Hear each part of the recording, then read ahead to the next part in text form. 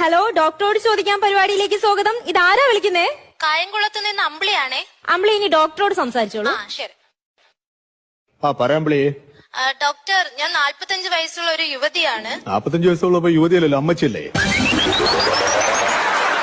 എനിക്ക് കല്യാണം കഴിഞ്ഞ് 2 മക്കളുണ്ട്. അയ്യോ, അതെന്റെ തെറ്റല്ല.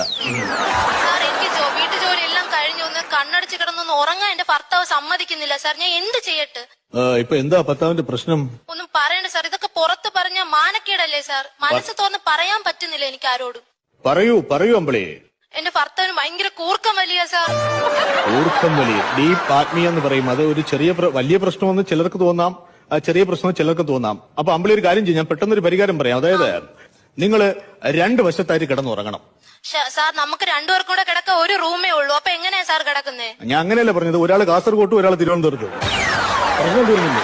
എനിക്ക് കൂർക്കം വലി മാറോ സാർ? കൂർക്കം വലി മാറും എന്ന് തോന്നുന്നു. നിങ്ങൾ കിടന്നു നോക്കൂ കേട്ടോ, എന്നിട്ട് എന്നെ വിളിക്കൂ. നമുക്ക് നെക്സ്റ്റ് കോൾ വന്നിട്ടുണ്ട്.